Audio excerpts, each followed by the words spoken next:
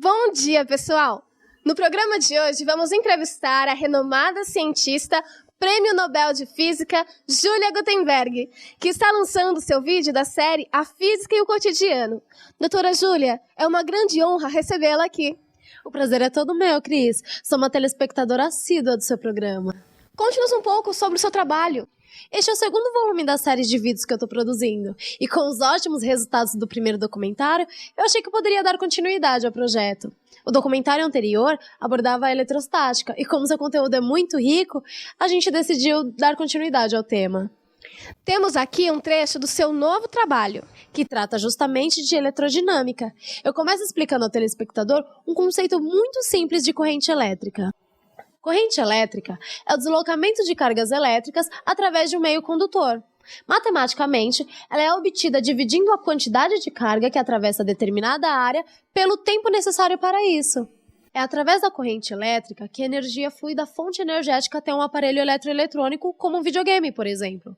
As cargas atuam como pequenos carros de Fórmula 1, transportando energia ao longo do circuito. Como devem se mover facilmente, o circuito pelos quais as cargas transitam são feitos de metal. É por isso que o cobre é tão usado nas instalações elétricas. Em casos extremos, como nos microprocessadores dos computadores, até o ouro é usado para facilitar ao máximo esse movimento. Como você verá, é possível fazer analogias bem legais entre a eletricidade e outros elementos do nosso cotidiano, como a água fluindo através de tubos, corridas de Fórmula 1 e etc.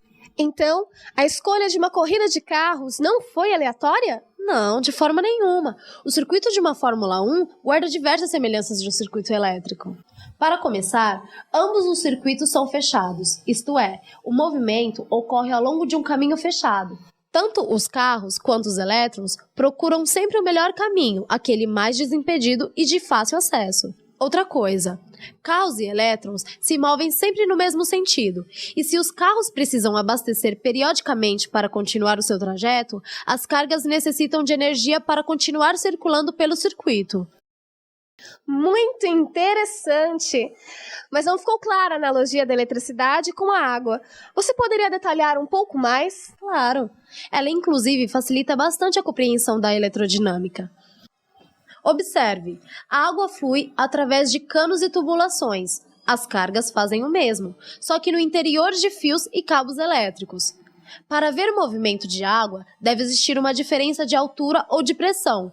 É por isso que os tanques são colocados na parte de cima das residências. O mesmo acontece com a corrente elétrica. Para ela existir, é necessário haver um desnível ou pressão elétrica, que em física chamamos de DDP, ou diferença de potencial. E o papel das bombas d'água fica a cargo dos geradores elétricos, cuja função é bombear as cargas através do circuito, fornecendo-lhes a energia necessária. Por falar em geradores, é importante ressaltar que eles são de dois tipos, corrente contínua ou alternada. Os fios que estão no interior da câmera são percorridos por uma corrente contínua, como nos carros de Fórmula 1. Na corrente contínua, os elétrons se movem sempre em um mesmo sentido. É isso mesmo, doutora? Exatamente, Cris. Está saindo uma excelente física. Já na corrente alternada, acontece o inverso. Os elétrons se movimentam alternadamente como um corpo preso a uma mola, o tempo todo, ora vão para frente, ora para trás. Isso acontece na rede elétrica 60 vezes a cada segundo. Voltando à água, ao passar pelo interior dos tubos, ela perde energia graças ao atrito. Chamamos isso de perda de carga. Se essa perda de energia não for levada em conta, a água pode sair da torneira bem fraquinha. Algo semelhante acontece com a corrente elétrica. Ao passar pelos fios, os elétrons vão perdendo energia sob a forma de calor, graças aos choques internos com os átomos do próprio material. Esse fenômeno é conhecido como efeito Joule.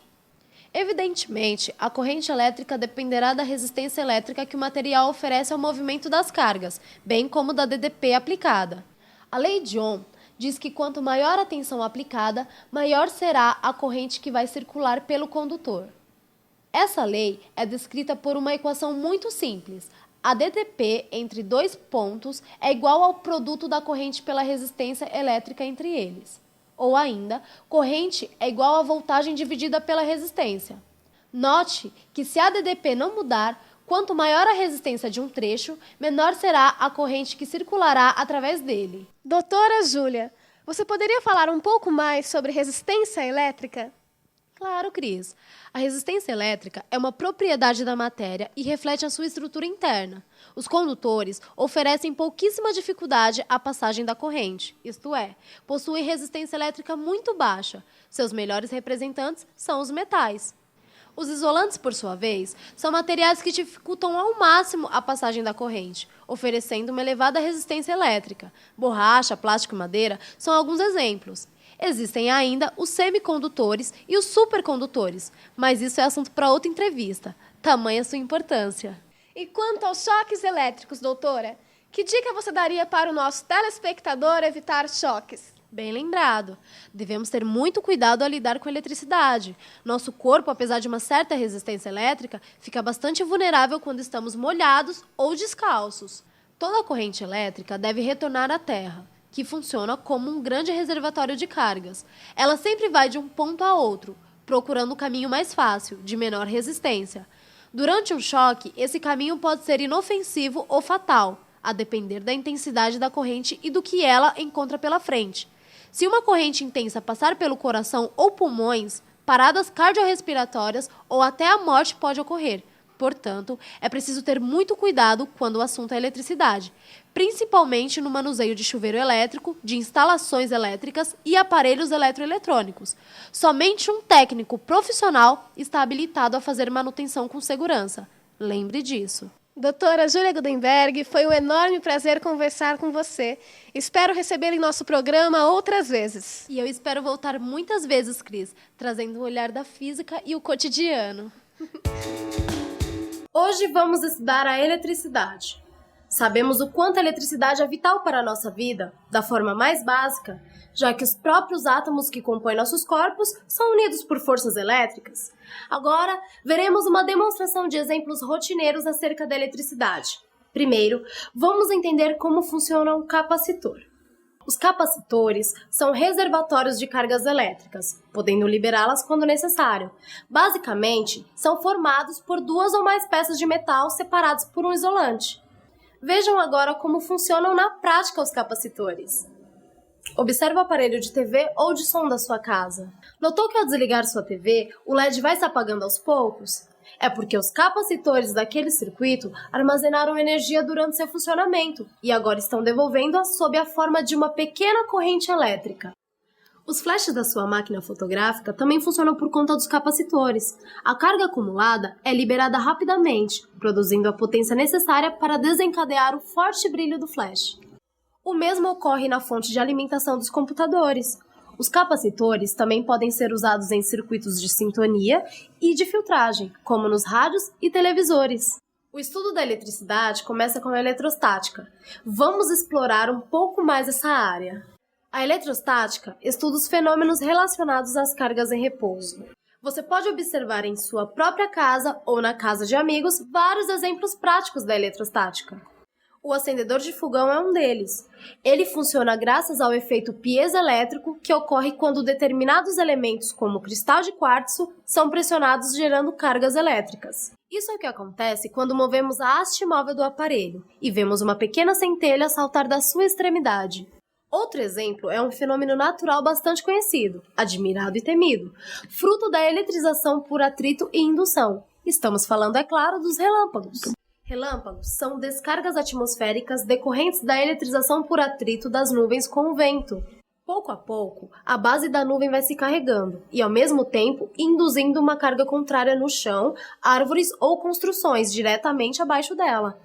Se a concentração de cargas continuar aumentando, chegará um momento em que o próprio ar deixará de ser isolante e conduzirá as cargas de um ponto ao outro, produzindo assim o raio. Isso envolve voltagens altíssimas. A base dessa dinâmica, que resulta na formação do raio, tem origem nas forças elétricas produzidas por pares de cargas. Estamos falando de uma importante lei da eletrostática, conhecida como a Lei de Coulomb. A Lei de Coulomb diz que duas partículas carregadas interagem com uma força que é diretamente proporcional ao produto das suas cargas e inversamente proporcional ao quadrado da distância que as separa. Traduzindo, existem duas maneiras de se aumentar a força de atração ou de repulsão entre partículas carregadas. Primeira, aumentando o valor das cargas envolvidas, ou segunda, aproximando uma carga da outra. Para finalizar esse bloco, vamos conhecer o importantíssimo conceito de campo elétrico. É ele que explica o aparecimento de forças elétricas em corpos distantes sem a necessidade de contato físico. Graças ao campo, não é preciso tocarmos em um corpo para influenciá-lo. Vemos isso nos ímãs, nas cargas elétricas e até mesmo na Terra, ao atrair todos os objetos para o seu centro. De fato, embora muito distantes, a Lua e o Sol conseguem influenciar a rotação e a translação da Terra e dar origem às marés. Essa influência se manifesta através do campo gravitacional, que se espalha pelo espaço em torno das massas. O mesmo acontece com as cargas e o campo elétrico que elas produzem. É através dele que uma carga sente a presença da outra. A intensidade do campo elétrico diminui rapidamente à medida que nos afastamos da carga, da mesma forma que a iluminação produzida por uma vela diminui quando nos afastamos dela. O campo elétrico é vital para alguns animais como o tubarão-martelo, que através de órgãos especiais detecta as modificações elétricas produzidas pelo batimento cardíaco das suas presas.